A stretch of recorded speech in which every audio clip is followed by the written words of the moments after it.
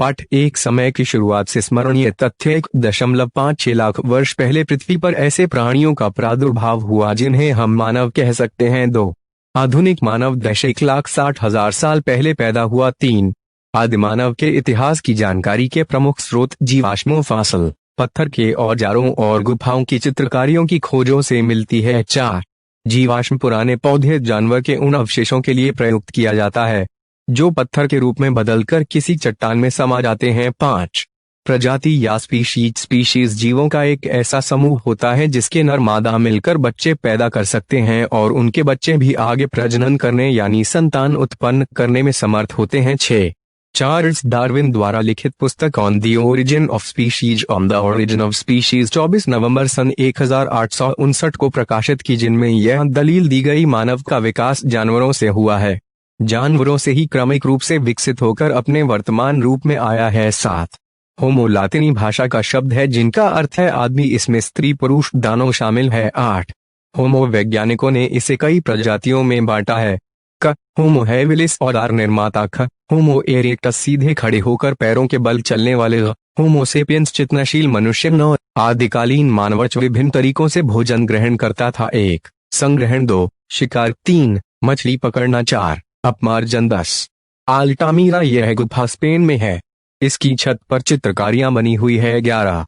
पुरातत्वविद यह वे वैज्ञानिक है जो मानव इतिहास का अध्ययन खुदाई से मिले अवशेषों के अध्ययन के द्वारा करता है। 12.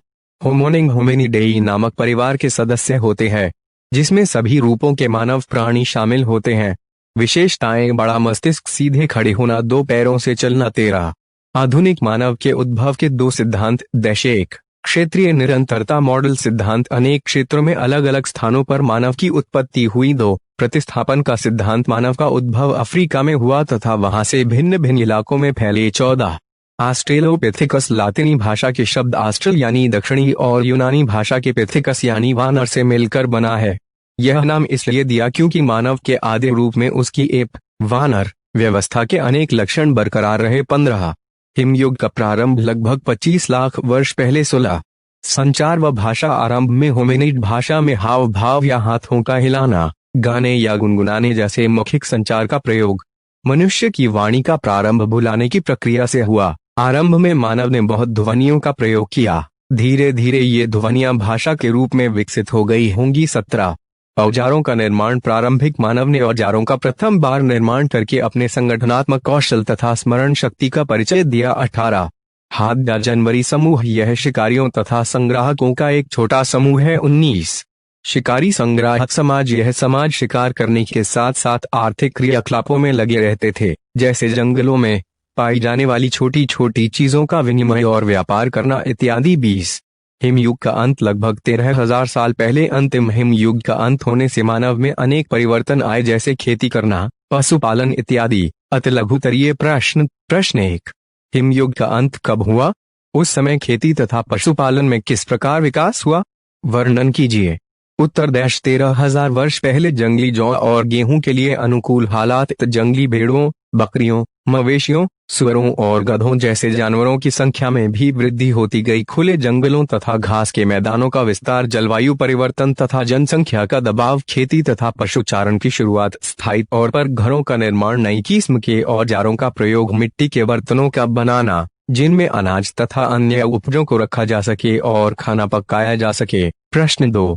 आदिकालीन मानव भोजन में कौन कौन से खाद्य पदार्थ इस्तेमाल करता था तथा उन्हें किस प्रकार से प्राप्त करता था? वर्णन कीजिए।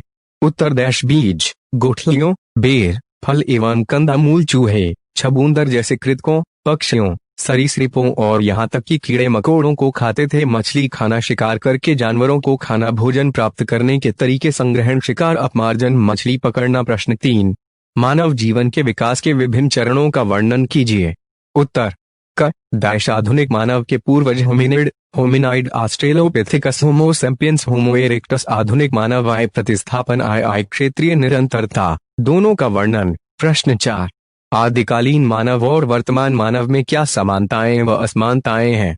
अपने विचारों के द्वारा उत्तर की पुष्टि कीजिए।